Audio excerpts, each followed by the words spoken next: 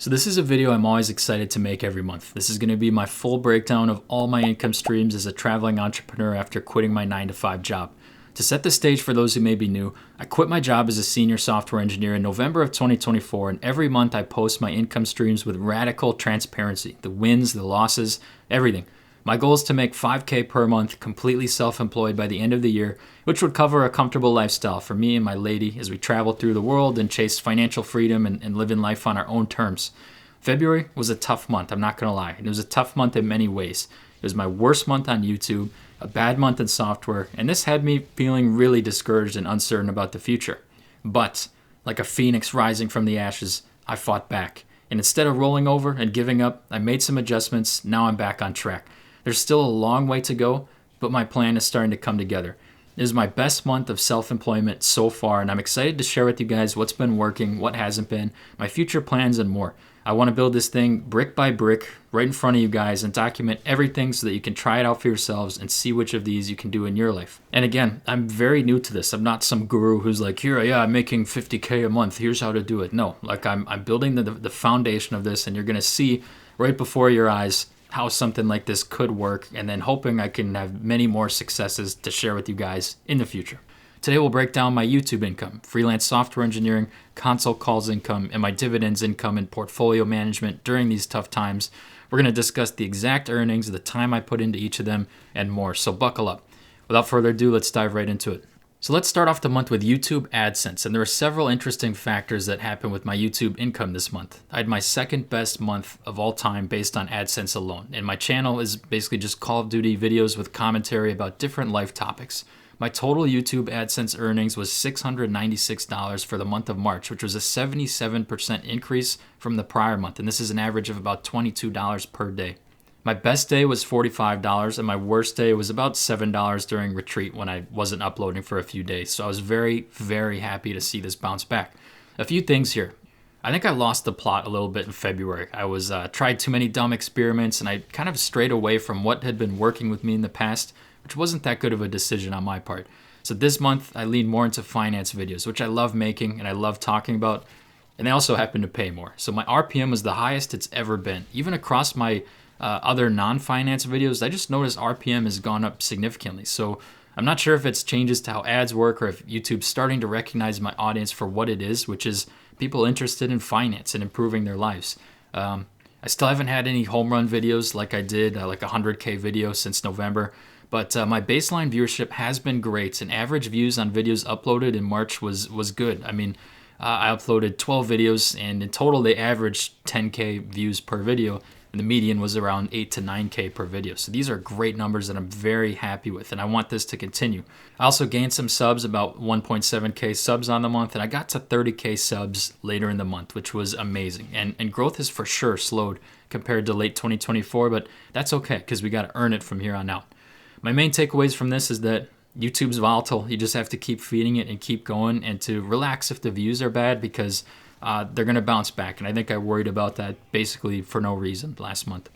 So now in terms of time commitment of YouTube, it's quite a bit of a time commitment because you got to think of video ideas, you got to get the gameplay, you got to record and edit, and you got to make a good thumbnail. So in terms of effort here, I'm making the long-term investment. There's lots of work for not that much gain in terms of dollars per hour right now. But as I grow this thing that it kind of started as a hobby, it could scale very nicely. Because when I'm in the arena of 100K plus subs, like it's just going to be more and more money for the same amount of work. So that brings me to console calls. So the product here is that I would sell an hour of my time. And this basically started due to a few things. Like there was many times where I'd get comments or emails asking me for my time or advice on their situation. So I set up a way for people to get a hold of me, and I consult on a few things. In the majority of my calls, we discuss the following. Software engineer career advice, given my big company senior level experience. People who want to quit their jobs and go out on their own and travel. People who want to start a YouTube or a side hustle, as well as basic financial coaching and just breaking down the complicated finance world for those who are looking to learn more or get started and learn from my experience. I even had a few calls where people just called in and wanted to chat with me and network with another creator, and those were amazing too. You know who you are, and I thank you for that. What I've learned through this is people are willing to pay for your knowledge, like to avoid trial and error that I've made just to save you some time and money. And I do have a lot of experience in things that people are interested in. So my strategy for these calls would be I would take a YouTube video where the topic was related to something I could consult on. Could be finding a job, could be starting a YouTube channel. And I directly plugged this in 4 of my videos. What I mean by that is I kind of stopped what I was talking about in the video and said, hey, if you want to learn more about how to build something like this for your situation, I offer consult calls to help you achieve this for your life. And I occasionally mentioned it passively in a few videos as well, but studies show you need 7 to 13 touch points to finally make sales on these. And my channel backs that up because when I first announced these, bookings were pretty slow. It was just kind of a new thing. But as I got more calls and it became normal, I started to see some great results. And the reason this has worked for me is a combination of things.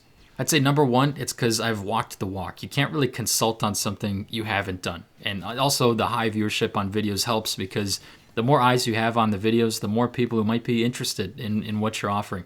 And also our community is just a bunch of really positive and smart people trying to improve their lives and level up, which is amazing because depending on the content you make, like if I had an audience of 16-year-olds watching Fortnite, I couldn't have a product like this. So in total for March, I booked 20 consult calls at $50 a piece, and 12 of them actually took place in March. The call was in March. That's what we're going to count towards this month's income. After Stripe fees, it was $576 for consult calls, which is a 100% increase, 12 instead of 6. So this doubled from the month prior, which was amazing. So it was a lot of bookings, and that concluded my consult call experiment at that price. Because given my experiences and looking at a couple of what other creators are charging for consults, and then most importantly, the demand at my current price, I realized I was really underselling my time, so I announced a 24-hour fire sale to end the month. And man, that went crazy. I booked 9 calls within literally 24 hours through March and April.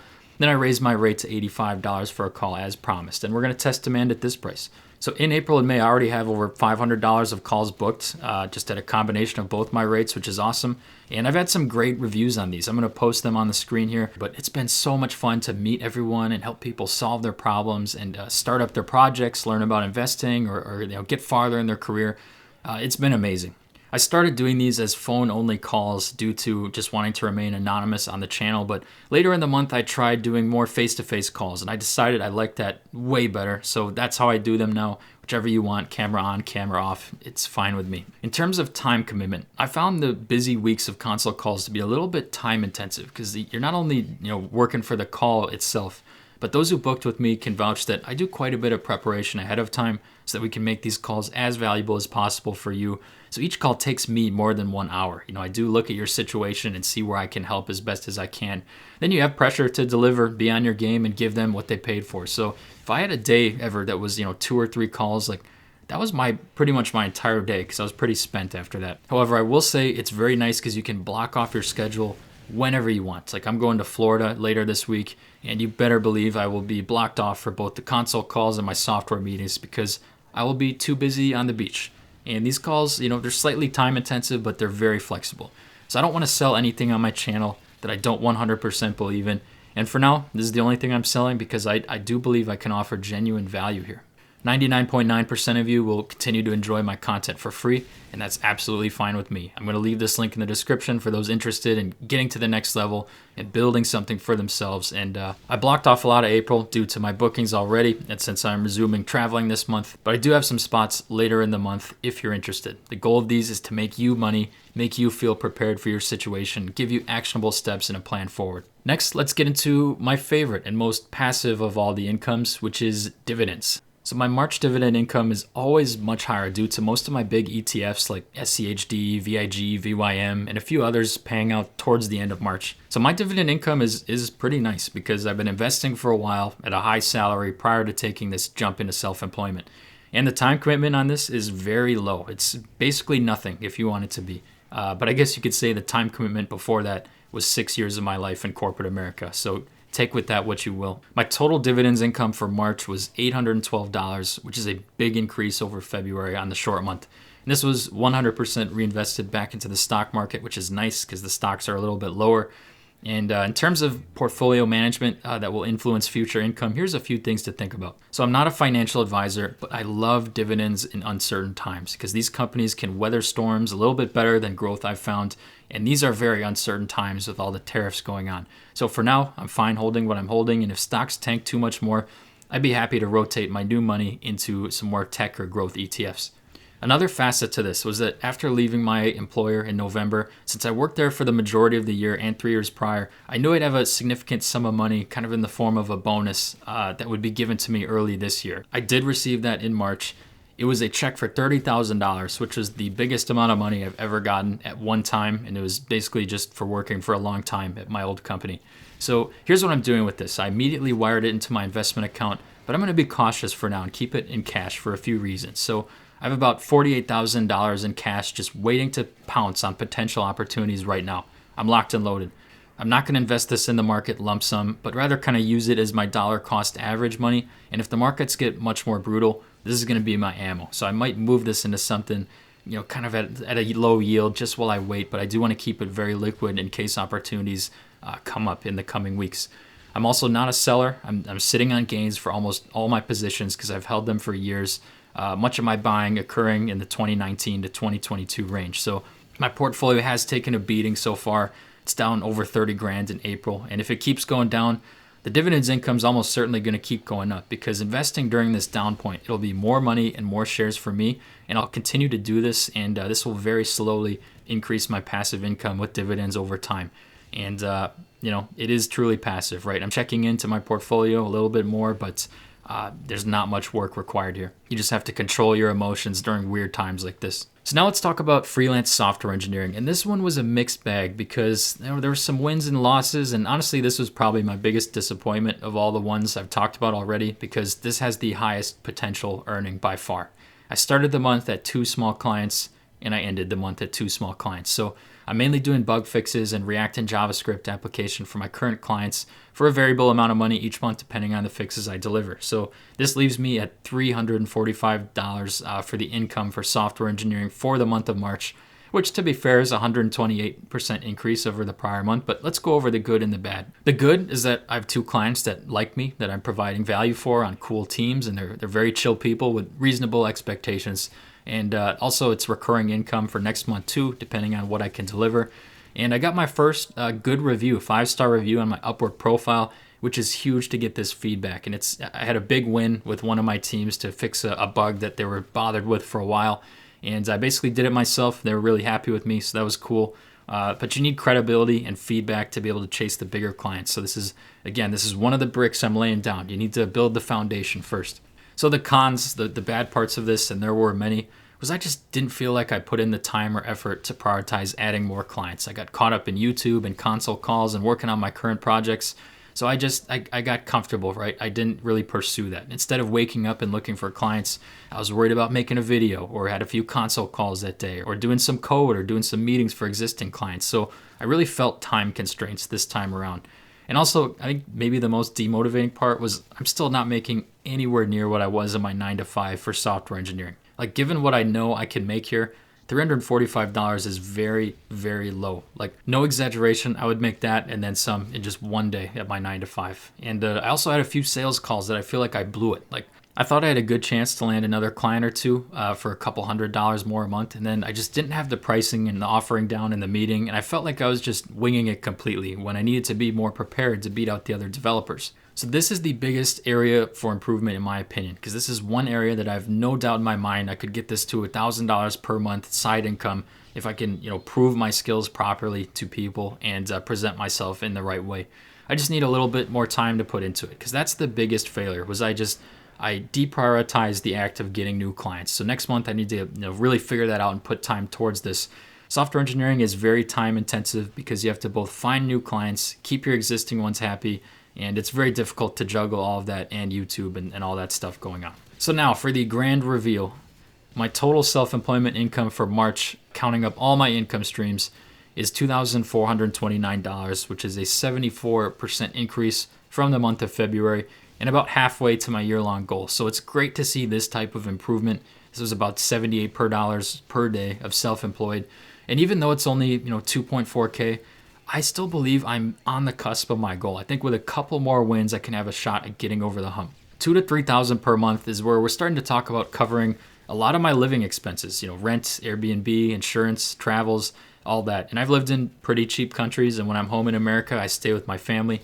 And at about 5K per month, that's when I'd consider I made it in terms of self-employment, because I would easily cover what I want. 2K of rent or Airbnbs, 1,000 more per month on travels, getting nice food, covering all my insurance and stuff like that.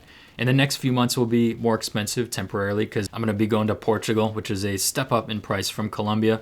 I've found that there's a lot of stuff I'm thinking about right now. I want to do so many different things. I want to keep growing YouTube. I want to do the console calls. I want to get into software. It's just limited time. I've really felt the time constraints this month. For example, I love making videos, and to be honest, I have the most fun doing YouTube and calls out of all these things, but I know software is a higher earning skill set if I put more time into that. But if I aggressively pursue that, the uploads would suffer and I'd be taking less calls. To me, the software area is the biggest area of improvement I could look at by far. Because if I can find the motivation to get some more software clients, that could work out very well for me. I just simply didn't put in the effort there. And that's where I could go from 2.4K per month to easily 4 to 5K per month and beyond. I feel like I'm just straight up not efficient with my time sometimes, so I'll be trying to hack this a little better. I'll also be changing around my schedule to work more efficiently because starting next month, the console calls will be restricted to only certain days, so I just can get some days, some blocks of focus. Because I found that when the calls were scattered throughout the week, it probably took more time than if I staggered them across the same days. So my schedule now will reflect this. Also, another thing about self-employment is that instead of one boss when I had a 9 to 5 job, now I have many bosses, right? My 2 software clients, those are my bosses. The YouTube algorithm's my boss. I got to keep them happy. And whoever's booking calls with me, they're my bosses too. So the notion that quitting your 9 to 5 brings you more time and freedom is not true right away until you have the income to scale. And again, the freedom is amazing. You can work when you want. I go to Florida, I want to take a day off, I take a day off. I don't have to get permission anymore. And that's cool. But the takeaway from this is I'm building this brick by brick. I'm laying a solid foundation. And there's some steps that I might take this month that won't have direct results. I'm thinking of setting up a website, a side YouTube channel, and I'm also taking some of the lower paying work just to get the good reviews and grind. And you just don't know what these opportunities will turn into. I do have a hunger that I haven't felt before because you got to go out and grab the money. It's fun. It's less money, but it's fun. And here's the cool thing about just projects like this and life in general is that everything compounds. So think about this. If I can keep growing YouTube, I can succeed on YouTube, succeed in freelance, succeed in consulting. It all compounds. I can just charge higher rates everywhere. I could charge more for my software, more for my consulting. That's why people who make like 20K per month can charge crazy high rates because you have to earn it by walking the walk. And that's what I'm doing right now. I'm paying my dues. So for next month, the dividends are very predictable and it's going to be low in April. We're going to be looking at $300 to $400 for the month of April, which is much lower. But that's fine. And then some guesses for the others. I'm going to try to get $700 in YouTube AdSense. I think it's very realistic. I basically made that this last month, but it's unpredictable, so I can't get my hopes up. Software, I want to get about $500. I'm hoping to keep my clients happy and then add 1 to 2 more clients. I'm not trying to make a big jump here. I want to be realistic. And then the calls, $700. I've booked about 450 of this already, so a few more calls would push me to that $700. This month I'll be traveling a little bit too, taking breaks, so I won't be completely full speed. But I think I can get some good wins this month. For the year, this is what a realistic look at my streams of income could look like where I reach my goal. For YouTube, if I can consistently get to 1,000 a month in AdSense as my YouTube grows, this could be realistic. In terms of dividends, right now it's about $630 per month. It's a slow game. We don't know what's going to happen if companies are going to cut their dividends. So I'm not going to stress too much here. Software will be my biggest opportunity for improvement. If I can get this to $2,000, $3,000 a month and beyond, that would be huge. And then in terms of console calls, if I can book between 8 to 10 per month, I'd be very happy with that. And that's going to vary a lot too. It might even be tied to my YouTube income as well. I might even look at adding another income stream. We will see. So there you have it. There's my wins, my losses. It's all out there for you to see. So I hope you found something out of this. Like if you're building something on your own, I hope this gave you some clarity and inspiration. And let me know in the comments what income stream you're focused on, and maybe we can help you out with that. So I love this community. Thanks for supporting me, and I'll see you in the next one.